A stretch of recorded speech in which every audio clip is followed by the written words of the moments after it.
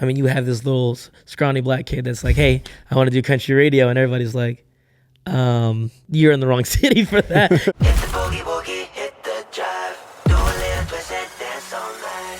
Stagecoach was cool. I got to interview Wiz Khalifa and Nice. smoke a blunt with him. And a documentary for Amazon started. It was called For the Love of Country Music. And it was a documentary of like all the African Americans in country music that were making go wave. Like Breland was on it and Blanco. And through that is when Made in Network. They found me the same week. They're like, hey, we have interviews on the red carpet at the ACM Awards. Can you do it? Regardless of how far I go or how many times I get told no, like failure's not an option. And I'm gonna keep grinding. Like I've been told no a gazillion times in radio. And then those same radio people have circled back and like, oh, congratulations on everything you're doing. My mentor, the quote that I still live and die by to this day, he was like, go stay relevant in everybody's business. Do a little twist and dance all night.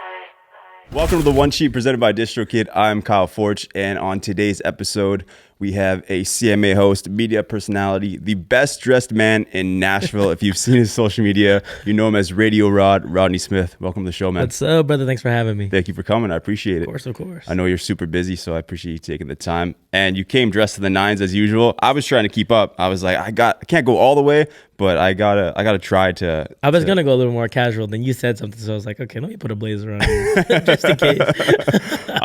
I told you I was at the mall the other day on Sunday. I was like, man, I gotta get something. I ended up spending like $600 on like 2 jackets, a pair of jeans. I'm like, That's the thing is, you can shop really cheap and make cheap look expensive. Yeah. That's what I'm really good at. Zara here is the best. Yeah. I love Zara. Yeah, you can find a whole bunch of hidden gems there. Yeah, there was this one, it was the last time I was in town. It was like, I always wanted a super sparkly jacket. And this one was just full Broadway sequin.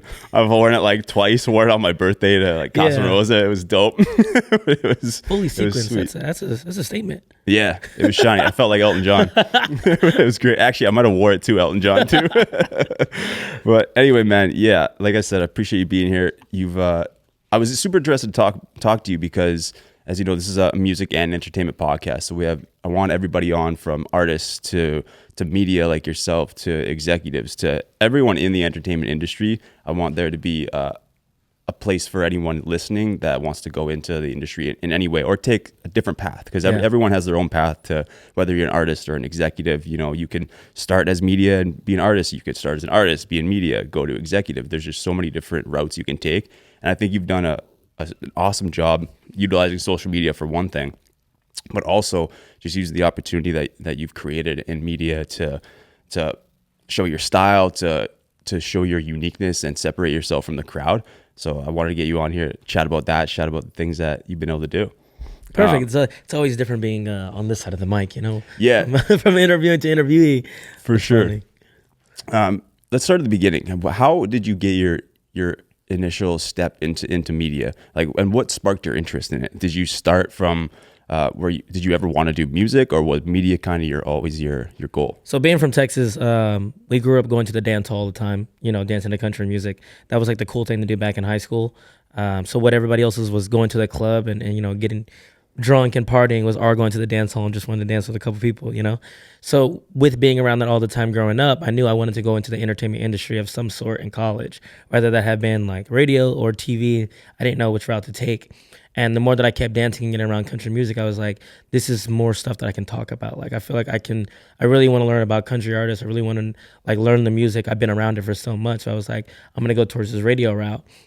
But I went to a small school. So I went to like NAIA for second, and I played soccer there. So like my focus, we had a really small broadcasting program. It was only like 6 of us in the class. Okay. You know, so it was like we didn't have the luxury of real like, small. Yeah, we didn't have the luxury of like a big school, you know, that has like radio stations and those type of like connections and stuff. So it was really like a figure it out on your own kind of like mentality, which is what I appreciate about my small school, because it was like you need to go find it, which was so similar to Nashville. It's like you need to go find the relevancy. It's not just gonna get handed to you, no matter how talented you are. So I applied for this random radio school institution. It's like a 10-day program with institutions all across the U.S. And you have 10 days to basically shoot your shot in the radio industry and figure out like the stuff that you need to know or get a job. And I was like, okay, let me sign up on a limb, not completely knowing what I need to do in radio. Like, they were asking all sorts of stuff that I had no idea about, like radio demos and air checks and scripts. And again, I come from a small school. I had no idea what any of that was. All I was banking off was my personality. So I did this whole video and applied for it, and only 25 students get accepted out of the whole, US. And luckily, I got accepted, and it was the biggest thing that ever happened to our broadcasting program. Like, I got accepted to the one in Boston at Emerson, which is one of the top communications programs in the world. So, I packed up I worked a couple doubles for a month, and then jetted off over there. And you have this little scrawny black kid that's like, hey, I want to do country radio. And everybody's like, you're in the wrong city for that, because there's like Boston only has one major radio station, but the Institute went really, really well. Like, I'm very like outgoing and social. So it was easy for me to like, ask the right questions, learn, because I was, 8 steps behind of everybody else. Everybody else that was coming into this institute was already from big schools. They've already been on radio. They've already done, all that type of stuff. I'm coming from like no experience. All I have to bank on is my personality. Right. So, by the day 10, I got offered a job up there, but I had to lie, and I had to tell them, like, I didn't lie, but I had to tell the truth. I was like, hey, I've never been on air before. And because I didn't want to get set up to be in a job that I didn't know how to do. So I told him, I was like, hey, I don't know how to do radio yet. I'm learning. He's like, you fooled all of us. I had no idea. None of us knew that you didn't know what you were doing. So they were lucky enough to be like, hey, we're going to give you a scholarship to go down to Kentucky. And we do another institute down there, and they take a field trip to Nashville. And in my head, I was like, what the hell is Nashville? I don't know what Nashville is. So then I went home back to Kansas Sorry, how long ago was that? This was 2019. And you had no experience in Nashville yet at all? No idea what Nashville was. Didn't know about Music City, country, really? Nothing. Okay. No. So I went home and I studied, and I was like, oh, Nashville seems like a really cool place I see a lot of country music stuff. And I was like, oh, this would be dope. So I packed up literally my whole car. And if I didn't find something in Kentucky or Nashville, I was already headed towards DC, where my dad's side of the family is. Okay. I was gonna go figure something out. I was just sporadic at this time. So we went down to the Institute of Kentucky. Mind you, I've already done this in Boston. So now I know what to do, what to ask, what to say, who to talk to. So I go in there just guns blazing. How do I get a job? What do I need to do? Who do I need to talk to? Took that field trip down to Nashville, and at the time it was Nash FM 103, Nash F something. I don't know what the radio station, what it was back then, but now it's 103.3 Country, which is the local country station. And we took that field trip, and at the end of it, when they asked like, who has questions, I said, how do we get a job? Like, just direct, because it's like you gotta put yourself out there. Yeah. So they were like, okay, we'll talk to you after this. Talk to them. They were like, we would love to get you started in promotions, where you hang outside and do the tickets and stuff like that. Yeah, like street team type of thing. Yeah. So they're like, we'd love to get you started with that. And we'll do an interview. So I was like, okay, cool. But I was all the way in Kentucky. Now this is where everything started going wrong. So my car broke down in Kentucky. I'm in the middle of Kentucky, nowhere. Oh no. And this institute is 10 days. So by the 10th day, you get kicked out of the dorms. So I'm like, okay. So by day like 7 to 8, my car broke down. It's getting down to the wire. I'm still trying to network at the same time as, trying to get this job. I have to take a bus. Well, actually, I had a buddy that randomly in the class was like, I'll take you down to your interview in Nashville. And I was like, okay, thank God. Still one of my best friends to this day, Junior Riddle. But he took me down to the field trip down there, or down to the Nashville studio. I ended up getting the job on spot. And I was like, okay, I want to be happy, but I still have 2 days to figure out where I'm going to live, and I have no car, right? So day 10 comes, the institute ends, everybody's happy, they graduated, yada, yada, yada. I'm screwed. I'm basically screwed, freaking out. I still have no car. I still have no place to stay.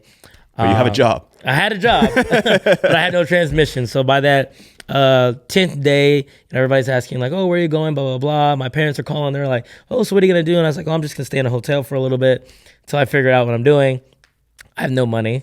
I've wasted it all trying to come over here to make this thing happen. So I slept in my car for a day and a half. And I had to figure out what I was going to do after that. And then this is when I started telling the truth. I got on Facebook Marketer, and the first place that, gave me an opportunity to live, I lived there. It was a little room for $500 in an office in this random house with these random roommates. I was like, I'm just going to live there. Didn't have a bed, so I was on a pull-out couch.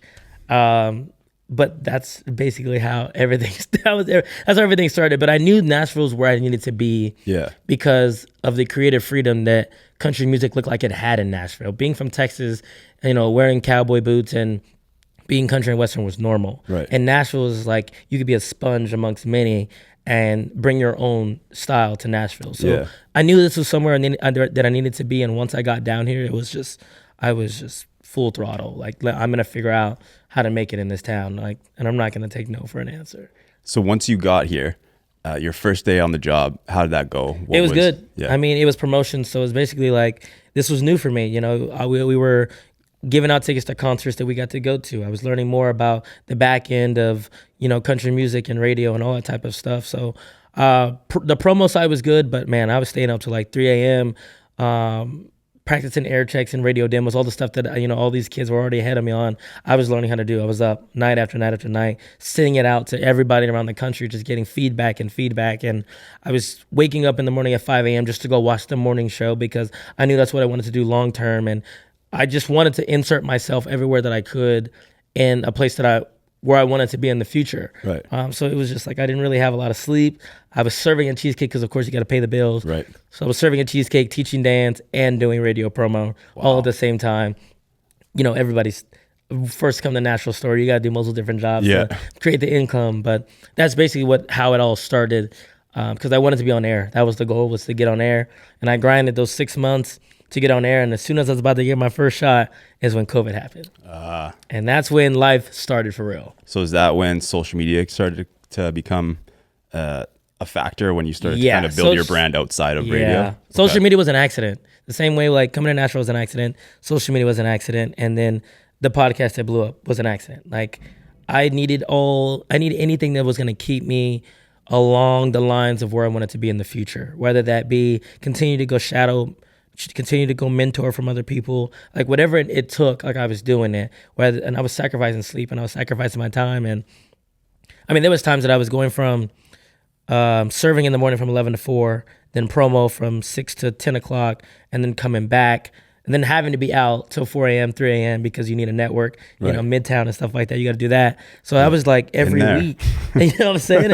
And that adds up because you don't want to stay out and drink and party, but that's what business is in Nashville. So it's like you got to do it to get your name out there, because then when people start, you see that guy so many times at Red Door and they're an artist, and you can get them on your podcast or your show. Like it's always going to come back full circle. But it's stuff like that you had to do to really break out in Nashville. So when you said social media was an accident, what do you mean by that? So when social media first started and first became popular, everybody was doing like the dances. I saw a lot of people doing like, you know, just propping the camera up and just looking pretty in front of the camera. And like, I don't have that luxury, you know, to be able to do that. So I tried to do little dances and stuff like that at the beginning and the funny stuff, and it just wasn't resonating with resonating with my audience. So I was like, okay, social media is just not for me. Like I'm gonna give up. I'm not doing it. Then one day I went on there and I got dressed to go to a Cody Johnson concert, and I just filmed it all. I saw, you know, getting dressed on social media, so I was like, let me try this. So I got on there, got dressed to a Cody Johnson concert, and it blew up. And I was like, at that point, I was like, wait, there's a space where I can be myself on social media and bring in a following, or bring in a fan base. So I started to keep doing that and seeing what was working. I just kept getting dressed, but my style was different. I didn't come from like a super, super Western background. I came from a Texas country background. So what was country back then is now the standard and validation nowadays. You know, like you have to hunt, you got to fish, you got to do all this, you got to ride horses to be country, right? And back then, like in Texas, like that stuff was normal. It was just everyday activities. Right. So when I was wearing like tighter jeans with a cowboy hat, like people were like, "Oh shit, I didn't know I can do that." Can we cuss on here? Yeah. Oh, yeah, you're good. They were like I didn't know I can do that until they saw somebody else do it. Okay. And then that's when social media started to blow up for me, and that's when I started to learn like what was the do's and don'ts. Like I was taking a lot of hate as helpful. Like I needed the hate because, like, again, I didn't come from that indirect lifestyle. So it's like there was stuff that I was doing that I needed to learn. And that's when I met Pierre at a random dance hall. He was another black cowboy that dressed very, very clean. And then we became, you know, cool, very close. And I told him the same thing. I was like, dude, like, I think there's an outlet for us on social media. And it's really to inspire. Like, I think there's a path for us. And he was like, no, dude, like I'm really small town. Like I can't do that. My buddies back home will laugh at me, blah, blah, blah, blah, blah. I said, dude, I don't know, man. I said, I'm getting a lot of opportunities in this, and I'm getting a lot of messages and helpful things that I think that we could really impact this space. So he did the same thing. He tried out one video, it ended up blowing up. And then you see how far he's come, you know, like it's been it's been a crazy path of how this all started, but it was all accidental. Like neither of us planned for us to get this far, but it was just like when you see a gift, like don't let that go. Yeah. Unwatched. People come to Nashville with music dreams because they do have a gift. Like go try it out. If it doesn't work out, then go to plan B. But I mean, go give it a go. Try something. For sure. That's the thing with social media too, is, and especially from an audience perspective, they can really tell when you're not being authentic. Yeah. Like when, just like you said, trying all the dances and stuff. Like I tried stuff like that too. And I was like, this is just not me. Yeah. Like I wish I could, but it doesn't work. And really finding that thing that works for you. And like I said, at first, separating yourself and being unique, that's what's going to resonate with people and kind of set you apart and build that following, build those views. Yeah. And you're always going to get negative comments. 100%. But building up that thick skin, or even just ignoring it, or building up that thick skin enough so where you can ignore it. Or I know some people go back and forth with people. I'm bad with that sometimes. Sometimes I just like to talk shit. Everybody's guilty. Every once in a while, like it gets to you, Yeah. That was something that I had to learn over time, was that I can't respond, I can't please everybody. So I started using that hate as helpful. And then I just, trolled back. And it started to like really, really work. So, but it was a struggle at first, like not responding and trying to validate what I was doing and yada, yada, yada. Yeah. So after your social media starts to blow up, then did you start to get more radio opportunities, or did you start the podcast first and then that blew up? Okay. The podcast is what kind of did everything for me. Social media came after the podcast. The podcast during COVID was, again, it was like the Nashville mentality was, nobody's gonna hand you anything, no matter how talented you were. And my mentor told me that early on, or actually my mentor, the quote that I still live and dive by to this day, he was like, go stay relevant in everybody's business. And for the longest time, I just had no idea what that meant. Like when he first told me, again, I was an aspiring media personality and I had no idea what that meant until COVID happened. And I started all these projects, but they weren't because of that quote. It was just because I wanted a reason to stay in everybody's conversation. So like when I started that podcast, it was strictly just to stay behind a microphone. I was like, if I'm going to work on being behind a microphone, I need to work on techniques. I need to stay behind a microphone, right? I need to learn about editing on Adobe, on iMovie, and all that type of stuff like that. So I was like, I'm going to start a podcast just to stay busy. Not because I want to blow up and I want to be famous. I just want to stay busy. And through that, I had a podcast that I had been putting together for a year. I kid you not. Like I had my podcast written out, what I wanted to do, the type of people that I wanted on, and all sorts of stuff like that. So when I was able to actually put it into fruition, that's when I started to see it progress. And the podcast was called Making Sense of Adulting. And we were all in our 20s. So we were going through that, post-grad stage. We were going through, certain relationship stages and the adulting stages that like a lot of people want to learn about, I want to hear about, that we were going through. So like I started that podcast, and once I saw how much we were starting to resonate with people, we kept it going. We got all the way to like 3 seasons, and by at least season one is what really blew up for us when we became a top 5 podcast in the world. Wow. That's when radio stations started reaching out. Bobby Bones tweeted about it, who is one of my biggest like mentors in radio. He tweeted about it, like, keep doing what you're doing, this podcast, like you're on the right direction. Then Cumulus, like who I'd been trying to work with, who I got laid off by, ended up full circling back around saying like, hey, we might be interested in your podcast. And then iHeart came knocking down, and then Radio Sobro at the time is who we really wanted to go with, and they came knocking, and I was like, wow, like this is crazy, like now is all this stuff is starting to start to pop up, but I didn't want to make anything of it. So I rejected everything. I said, let's just keep doing this podcast. Kept doing the podcast.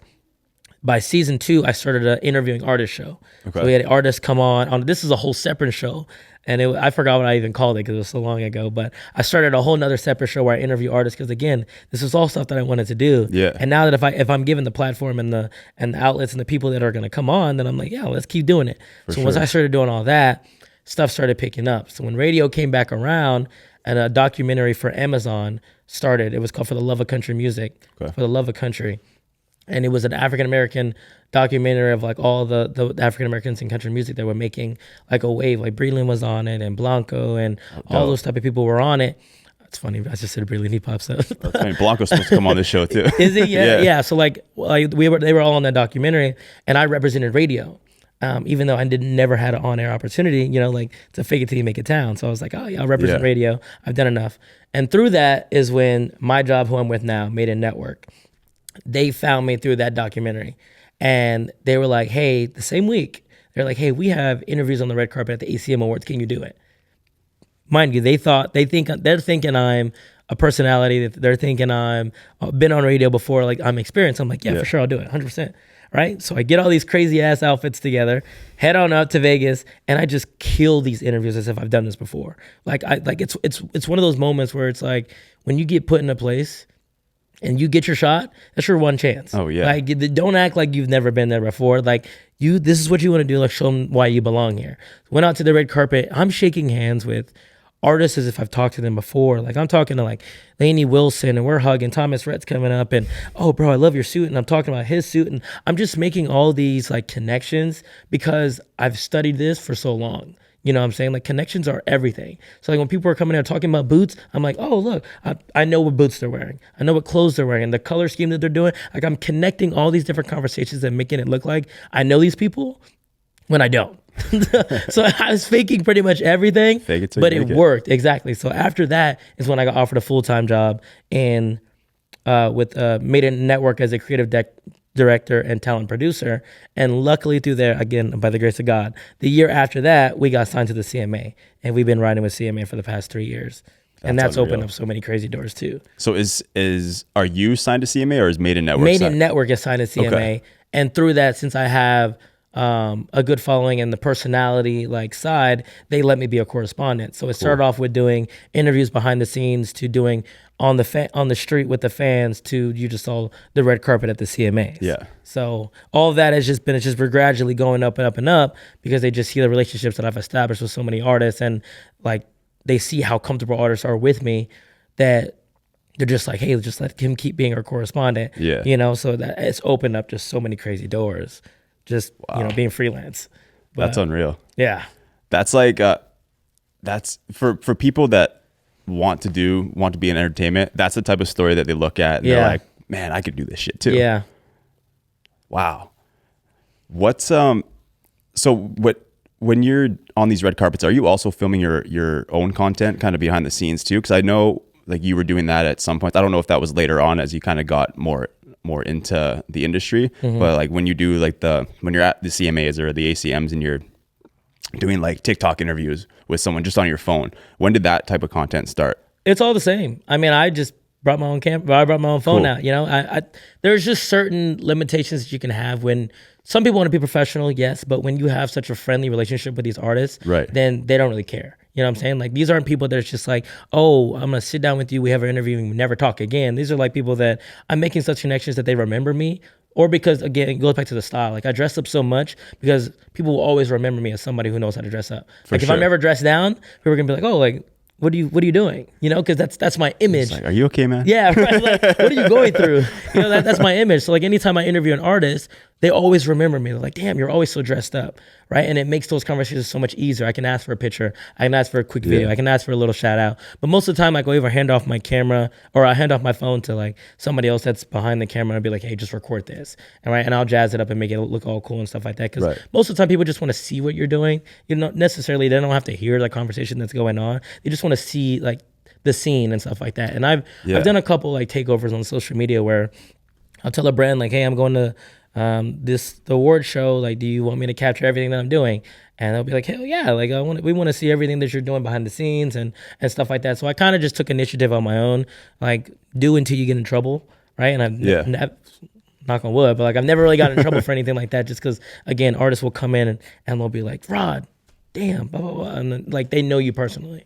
Yeah, well, the reason I asked that too is because I think that type of content is super important, especially when you're building a brand outside of your network. For social media, like that is only going to do good things for you continuing to build your own brand outside of CMA and Made In, for whether it's future or whether it's just getting more opportunities within that network or helping them build up that brand too, since you're the creative director. Yeah. But that type of content is super, super important. Yeah, that's what I mean, and that's why I get it. Like it's a busy time during like the awards, but I'm like, I gotta get this type of content. People want to see this.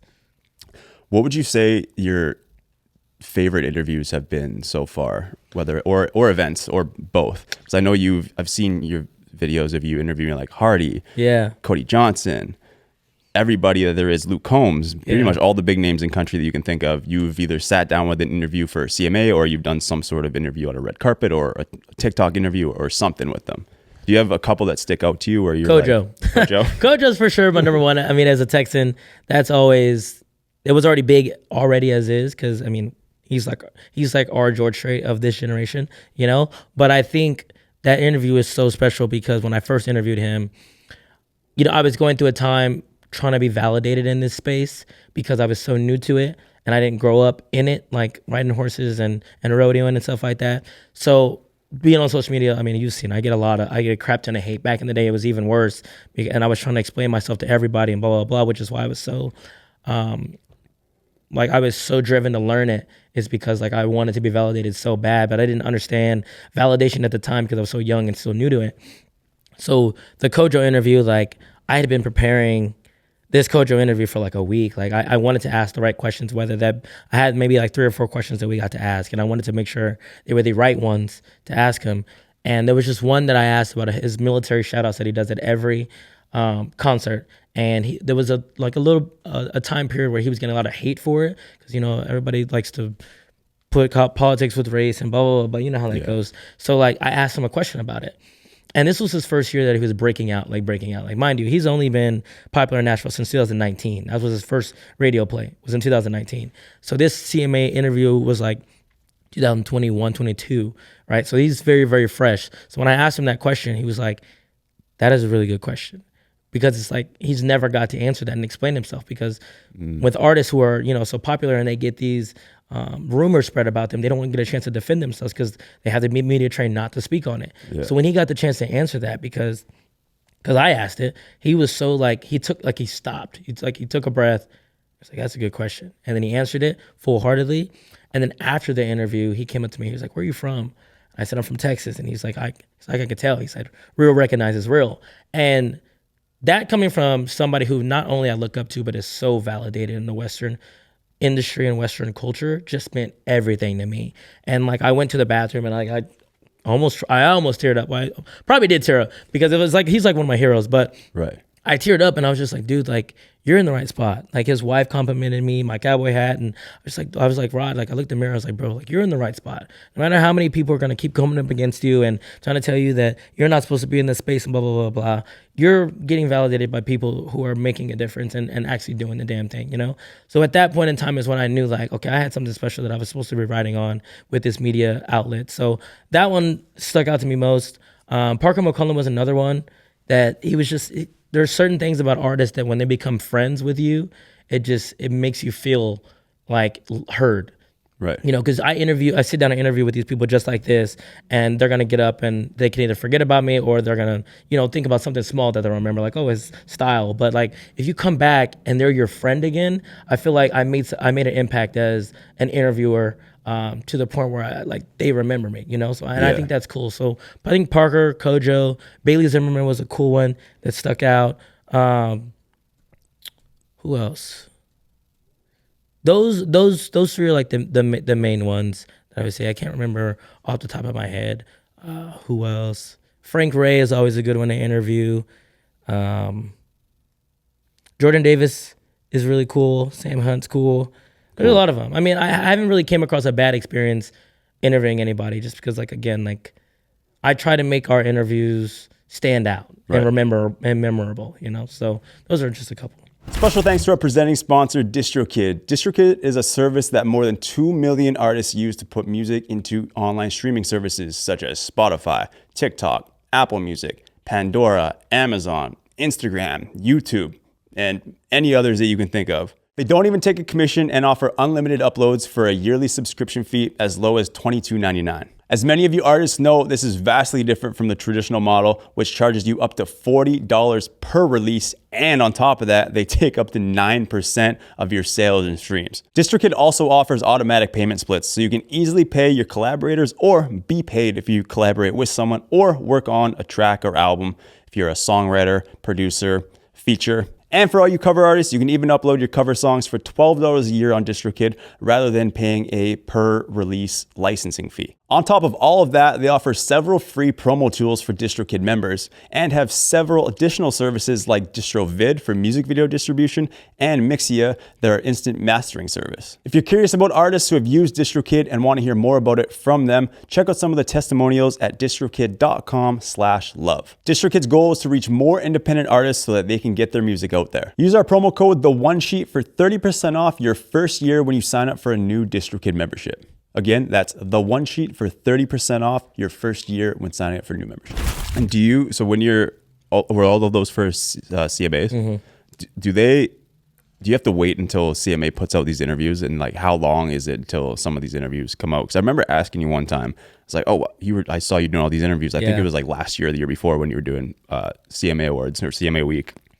And I was like, when do these come out? You're like, I don't even know. Some of them, So I'm like, I would be wanting to like chop these up right away as soon as they're on camera and put them on social media, like just from like a self-promotion type of thing. Yeah. 'Cause those clips would be unreal for TikTok and for Instagram and stuff like that too. The sad thing about that is that since I'm with Made in Network and we're a third-party company for the CMA, so technically all that is licensed footage. So I, in a sense, really am not supposed to be posting it even on social media. Really? That's why I get my own content on my phone. Like that's all different. But like all the interviews that we've done, like if the ones that I'm in, even like the fans on the street stuff, like they have to collab me for me to post it and stuff like that. So I've never been able to post any of the content like that because it's not my personal content. Like we're a third party company.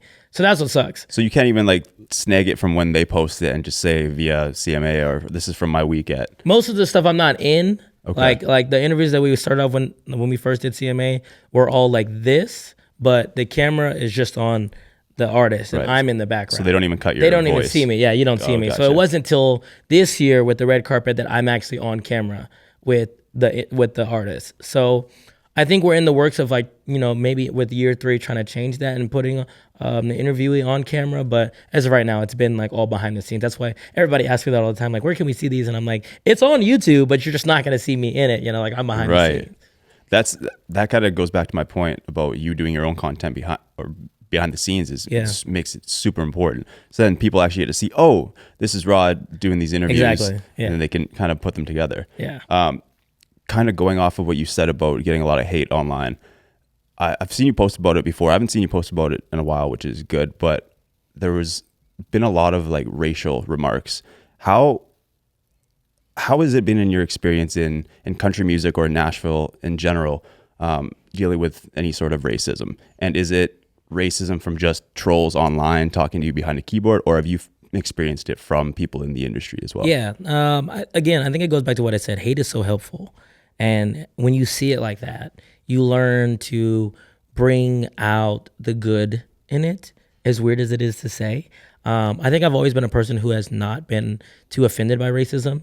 I never let it bother me just because it's like, for somebody to hate you for something you can't control, already looks stupid on them. Yeah. It's like, if I'm that much of a problem because I'm so much front-faced, then I'm doing something right, because obviously I keep coming up for you to be upset about, so you're upset because I'm living my life. No, I've never really been upset about, racism and hate comments. They were hard to navigate at first, just because like when you see other people supporting it, it's like, it starts to get a little gross, because it's like, damn, like you got a whole mass group of people that also hate you. So it's like, damn, so maybe something wrong with my content is like not attracting the right people, So it's like, if I ever got like a comment that somebody got like, 100 likes on it or something like that, then I would think back to myself like, okay, maybe I need to do something different in this video for the next time so that I don't make the same mistake. Which goes back to what I said. I think hate is so helpful. Right. As far as like in the industry, I don't think I've ever experienced it in the industry.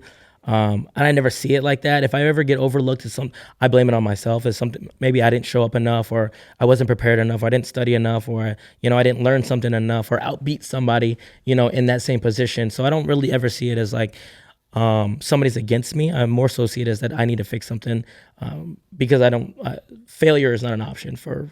Regardless of how far I go or how many times I get told no, like failure is not an option. And I'm going to keep grinding to figure out how to get in the best positions. And I think like my timeline has showed that itself. Like I've been told no a gazillion times in radio, and then those same radio people have circled back being like, oh, congratulations on everything you're doing. Like, oh, I see you doing this and that. Like I never have to show it. Like my results will show for themselves. So I don't think I've ever got like, I don't think I've ever been shown in the industry.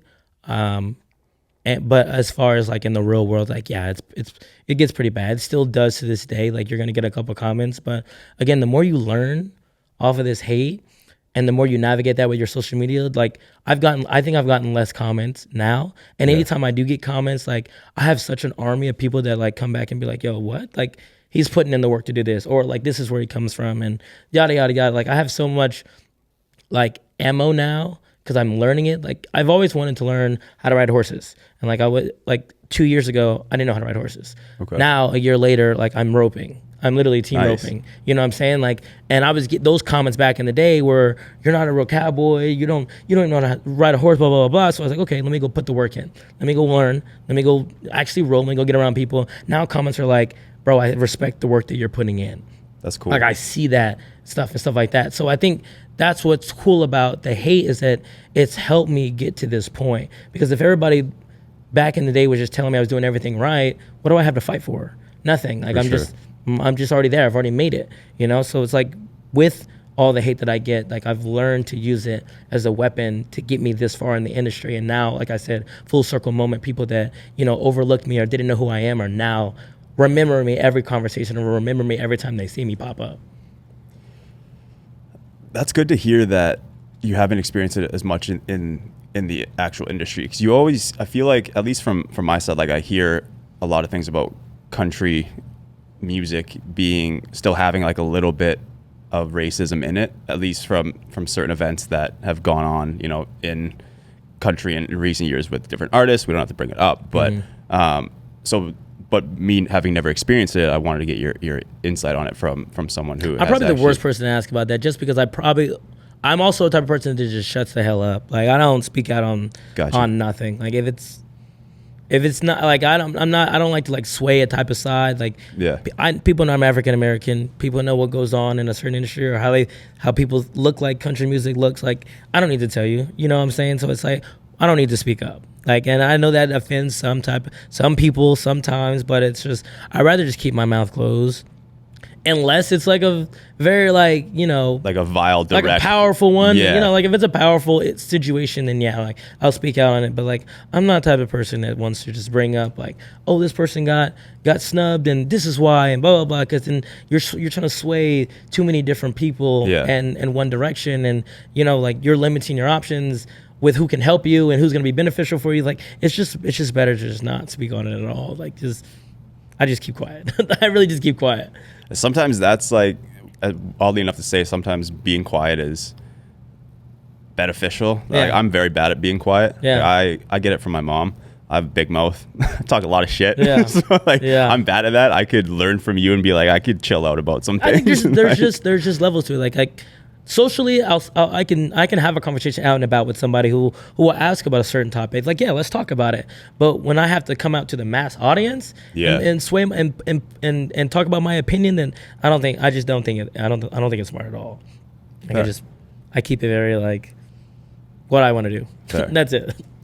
In terms of where you want to go in the industry, like what would you say is the next step you want, and where do you want to go in the future? Like, do you want is Made in Network something that you can grow into more? Like I know you were just talking about a podcast that you've been working on that you're gonna launch. Is that gonna be through Made in Network? Is that gonna be an independent thing? No, that'll be independent. Okay. The long-term goal is to have my own show. Like on an Apple or like a Spotify? Yeah, like on Apple, Spotify, Amazon, like to have my own show, but more so like podcast themed show. Something that's like free spoken. And I know it gets a little bit difficult when you get into companies and businesses, because like what you say matters. Yeah. But I want to find a way, to have my own show where artists, industry people, whoever can have those uncomfortable conversations. Like the radio can't talk about why people don't want to welcome Beyonce into country music. I want somebody to come on and talk about why do you not think she's country? Why is she country? Like, let's have that conversation. Yeah. You know, like I want to have those uncomfortable conversations that people, that fans and this generation, let alone, want to know about, the questions that they're asking on social media that they're never going to get answers to because nobody ever wants to speak up. So the goal is to just find a way to mend that and find a way to get the goal is to have my own show for sure. Yeah. I would love to have as much free speech as I can, but I know there's going to be limitations just depending on how far I go.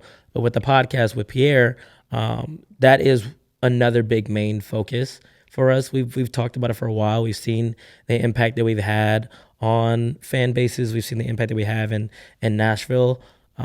So we really want to take that to the next step, because podcasting is just so hard when it comes to building it to be something big. You know, most people who start podcasts already have a massive following. So, right, you're just bringing in your audience on top of that, and then you're just talking. You're just going, right? People who have to build a podcast from the ground up, you know, it's a little more difficult because it takes consistency. It takes, you know, the right parts, the right team, and stuff. So it's like, it's also something you don't want to rush. You know, me and Pierre have had this idea for 3 years, and we've dabbled with a few other companies that just didn't work out, and it's gotten to the point where it's like, you know, how do we get this thing really, really going? And I think going into 2025, that's going to be a really, really big goal for us. And we keep talking about it, but I think it's getting to the point where, you know, social media starts to die down. Like, it's fun and all, and you use it, but it's like, it's always going to be there. You know, you've already built your individual platform. Like, now what else are you going to offer to this media industry? And that's just a go-getter mentality. So I think, yes, long-term goal is to have my own show, but for right now, like, getting this podcast out, to be able to talk about, like I said, the crazy stuff and the uncomfortable situations with more than one person, I think is going to be the goal for going in 2025. I mean, this podcast with Pierre could lead into that too. Yeah, exactly. And like maybe you guys get a deal yourselves. Talking about free speech is a big thing too, because there are a lot of networks that really try to censor you. Yeah. But if you look at, I feel like if you get big enough, then like you look at someone like Rogan on Spotify, where he can say whatever he wants. Exactly. In any, whether it's political, whether it was about the pandemic, whether it's about whatever. And Spotify's like, you're our what guy. Can you do? And you know what I'm saying? Like they had people walking out of their building. Yeah, they're like, see ya. Numbers don't lie. I mean, like, if you bring in the clientele that's to show you that what you're doing is working, it's hard for businesses to turn that away. You know, like, that's what everybody's hate is with social media artists now. It's like, why are all these social media artists blowing up and they're not making country music, blah, blah, blah. But it's like, they're bringing in 1 million different fans to this radio station now, or these A&Rs, or to these record labels. So, like, why would they turn that away? Because what other people think is not classified as country. For sure. You know what I'm saying? So it's like, for podcasting, like, if it works, and you're bringing in, like, if guests want to keep coming on, and these big names want to keep coming on, and people want to keep coming onto your podcast, and the numbers are starting to continue to go up, and let alone partnerships and brand deals and sponsors. Like, if people are buying into your podcast, why would a company turn that away because of what you're talking about? It's not right. You know, there's always a good middle ground that you can find. Like, if what's too much is too much, then you would know that as an interviewer. But there's conversations that people want to have, that people want to hear, that want to be spoke on. You know, like, and I want to do it, and who better to do it than somebody who's not afraid to do it? Because if it was going to be done, it'd be done through the people who are not afraid to do it, right? Everybody hated Joe Rogan at first. Everybody hated Bobby Bones, and now look at the positions that they're in. Yeah. You know what I'm saying? It takes those uncomfortable decisions to make, to put you in the position to show people why you took that risk. For sure. And it's different too for when you get people that are trying to put someone in a spot that's just like clippable or whatever. But it's another when you're like a Rogan or Bobby or yourself, where you actually want to have genuine conversations. And sometimes conversations go deeper or go in a direction that maybe it wasn't planned, or maybe that people really need to hear. Yeah. Then it's different than when you're trying to set someone up for a clip. Yeah, like putting somebody in a position to talk about something that they're uncomfortable talking about it's not ever gonna work. Yeah. Like, how to navigate a conversation with podcasting or interviewing is so important. And whether you go in there with a topic that you want to talk about, how they answer is how you can divert off to talk about something else. So if we were sitting here talking, like I said, about country music and stuff like that, and you bring up, like I had like Morgan's one of my favorite artists and blah, blah, blah, and he had this song about this, and that, I would go completely off rail and be like, so how does that relate to you? And then, people mind gets boggling. It's like, damn, this person wants to know about me, right? And those conversations don't have to be that aggressive. Like, if you want to have uncomfortable conversations, they can be led correctly. Yeah. You know, people will get deep naturally without even knowing if the right person brings that out of them. And that's what's so important about interviewing people and podcasting is like, it is a conversation. Yes, you go in there with maybe an outline or a few dots of what you want to talk about, but how you navigate that conversation is gonna lead you to how deep somebody will go. It all depends on the person that they're talking to and how comfortable they feel. What is your opinion or your take on the current climate of country music? Like and what I mean by that is like the differences in sound and there's a lot of artists now. I mean, it's even going back to Florida Georgia Line like 10 years ago or whatever, you know, adding some more of that pop element into it. Now a lot of artists are using hip hop elements. I mean, the two biggest songs in Billboard history now are hip hop country crossovers. Yeah. With Old Town Road and a bar song. Yeah. But you still get your traditional country art or country fans that are like, it's not country music. This isn't country music. This is pop. I mean, in my opinion, it's like, this is just the evolution of music. Yeah. And every genre goes through it. Hip hop goes through it. Pop is all over the place. It's whatever's popular at the time. Mm-hmm. So what's your opinion on country right now? Because in my opinion, it's driven by hip hop a little bit right now. But yourself is I think it's versatile. I mean, like, people all over are listening to multiple different things, right? Like, nobody's forcing anybody to listen to any specific type of country music. Regardless if something goes number one or not, like, it's not affecting anything, right? Because you still have Zach Top making music. Yeah. You still have Cody Johnson making music. You still have Luke Combs making music. It's okay if other people want to make country music. You know what I'm saying? Like, results are results. If the bar song is the number one song in the world, that's just what it is. Yeah. Because Zach Top is still making country music, right under him. Or Cody Johnson is still going to make country music regardless of what song is going number one. Right. Country music is country music. Now, I think the animosity around what's country and what's not is what's helping this thing continue to drive. Sure. And it's smart. Like, what is it? What is the term for it? Like, bad business, not all, I don't know, how do you say it? Bad business is good business. What do they say? Like, I think I know what you're talking about. Even negative attention is still it's like all good publicity attention. Is good publicity type Yeah, thing. yeah. That's what I meant. Yeah, like, bad publicity is still good publicity in a way. You know what I'm saying? Like, I am jumbling all my words today. Happens to me all the time. Confrontation is it's crazy as how sometimes confrontation leads to so much big results. Yeah. You know, and we've seen it. You know, like the Morgan Wallen situation is just still funny to me. Like, blew up. It just skyrocketed the man after some records were breaking. After some stupid incident. And it's like animosity like that just drives things. So like that's exactly what's going on in country music right now. It's like if Machine Gun Kelly or any other Lil Durk wants to come make these country songs, and you have the traditional people that are like, no, F that's not country, and the people that are like or like open to it are like, no, that can be country. Yeah. Like, it's just driving this business up and up and up to making country music the best genre in the world. And I'm here for it. You know what I'm saying? Like, I don't give a damn about what's country and what is not country. I grew up in Texas, right? Like, I grew up listening to red dirt country music, what we grew up on, but I like Morgan Wallen's music. Yeah. I like fucking Shabuzi's music. I like there's a lot of pop country artists that I like at the same time. And like intertwining the two just makes you more smarter when it comes to music knowledge. Like, for sure. My playlist on Spotify has 1,200 people follow it. 1,200 people follow it. Nice. I don't know why, but 1,200 people follow your music style because that country playlist is all over the place. From Charlie Crockett to Teddy Swims and Thomas Rhett to Shabuzi to Cody Johnson to Merle Haggard. Like, it's all over the place. Like, country music is the best genre in the world, and we're showing why. Because why are all these people wanting to cross over?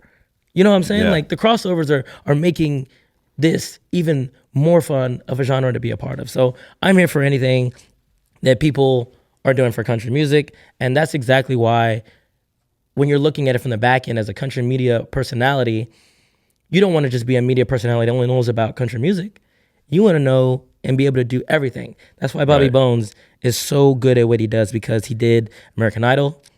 He did Dancing with the Stars. He's doing podcasts. He's doing TED Talks. He's now doing a Yellowstone podcast. He has his own country music show. Yeah. He's in so many different categories and places that's what makes him a media personality that wins the CMA and ACM every year. He's like an Old Dominion of awards. It's like, why do they keep winning? Why do they keep winning? Yeah. Because they keep doing so much for the categories that they're in.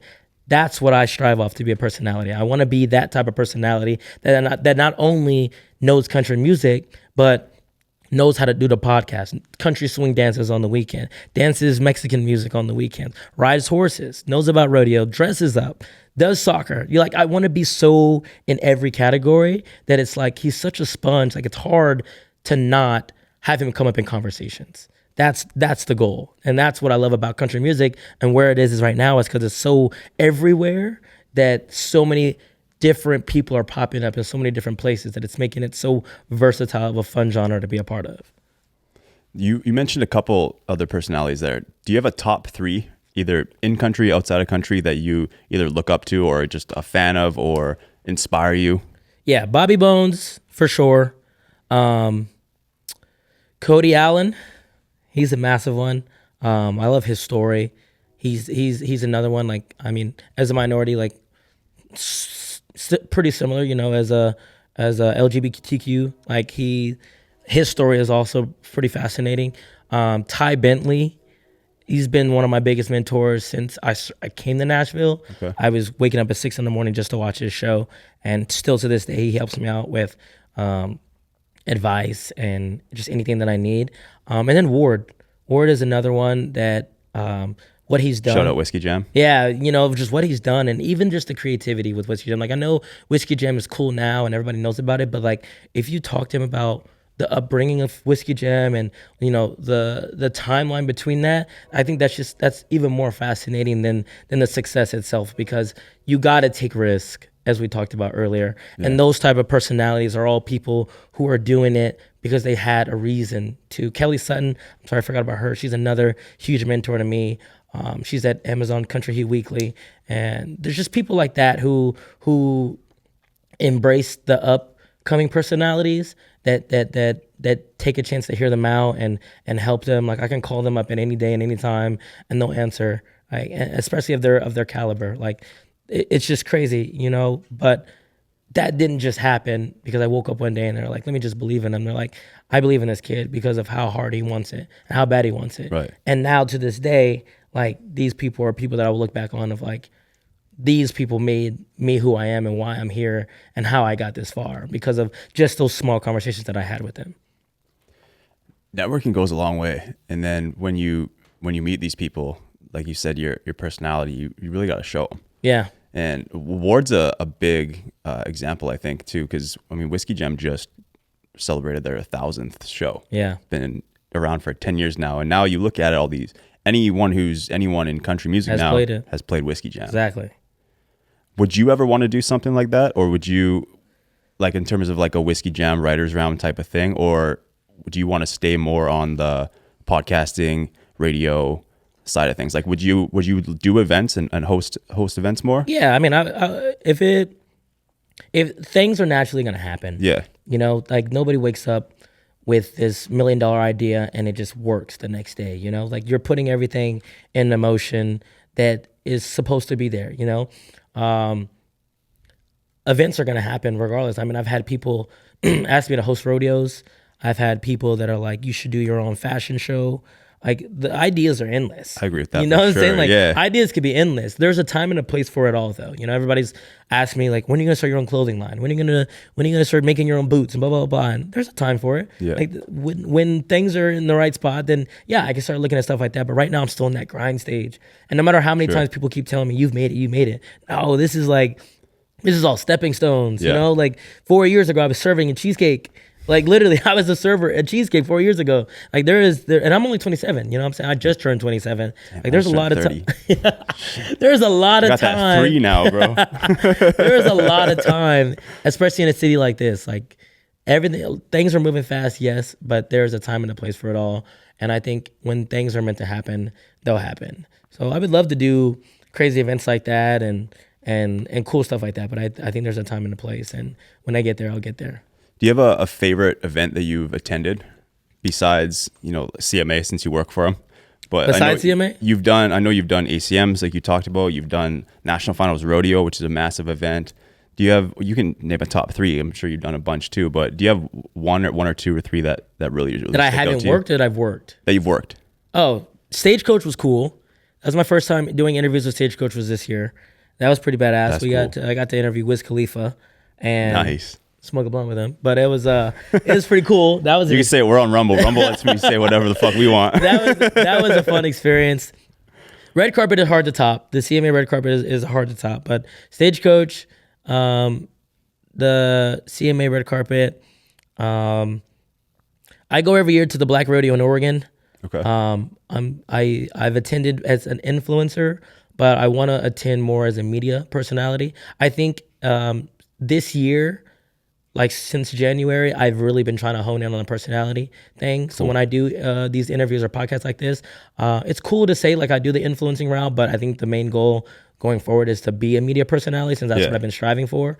So I think with going to these events upcoming, like I want to be doing personality stuff, whether that be doing small interviews with rodeo athletes or brands or something along the lines of interviewing. Right. Like I want to stay on course, and I don't really want to be known as an influencer. Like influencing is cool. Like I do love the influence around. It has helped me a lot. Yeah. But the vision is so much bigger than that.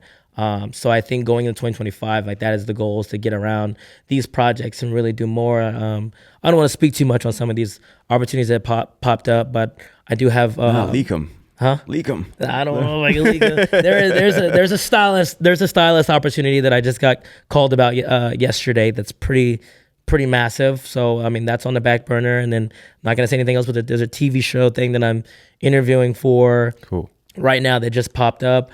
But again, like they've all been leading as not an influencer. They've been like, the media guy, Radio Rodney, and stuff like that. So I think, like I said, going further, that's the goal. I started off January doing a pageant. I'm a judge for a pageant, for a beauty pageant for like Miss South Carolina, I think, or something like that. Never done that before. And when I asked them, I was like, why me?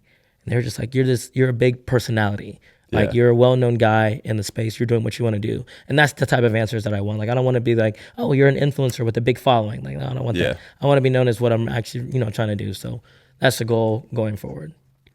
I feel like influencing kind of just comes with it now, but now you've been able to set yourself apart from just that, which I think is super important for anyone that has a social media following, because there's a lot of influencers that get stuck. Yeah. And they stay just influencers. Exactly. They don't branch out. They don't have a business venture or a podcast, or they don't branch themselves out anywhere. They're just an influencer. And that's where you start to see fan base and business just decline. You hit a wall and you can't move past it. That is my advice to influencers all the time, is you have the luxury and you've been given the gift to build such a massive following. Don't let that go to waste. Social media could be gone tomorrow. And then what are you going to do? You know what I'm saying? Go build a business. Use that money to put it towards something that's going to benefit you for the future. That's why my biggest thing about influencing is, well, just use it. Use it right. Use the gift right. Because everybody wants to be in your spot. Everybody wants, to not have to work and to be able to wake up and do it and do some videos and stuff like that. Like, everybody would love that luxury. Don't let it go to waste. Don't let that gift go to waste. Go do some stuff with it, whether that be starting a clothing brand. I've seen a couple influencers start clothing brands. I've seen them like invest in properties. Like, dude, use it wisely, because the algorithm can stop rocking with you any day now. Like, just build it up, build something else out of it. That's for sure. Awesome. A couple more minutes here. 2 more things for you. First, I want to hear and you don't have to say any names. That's very important. You don't want to throw anybody under the bus. But I'm talking about them. No. from your experience in Nashville, or even just as in entertainment as a whole, what's your craziest story from either dealing with an artist or a producer or someone that you've interviewed? It could be funny, fucked up. It can be inspiring.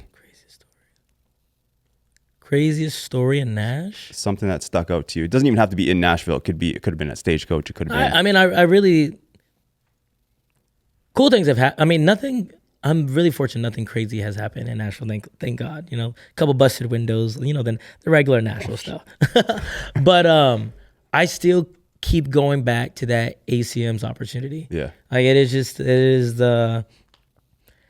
You got to think like as a post grad when you're scared of, you know, you don't have a job lined up and what are you gonna do next? Like everybody's like, what's next? And making your parents feel proud, you know, like what is that one thing that's gonna make you feel like, okay, you're in the right direction. You know, I still have friends to this day that don't know what they want to do in life, that are just working jobs just to get by.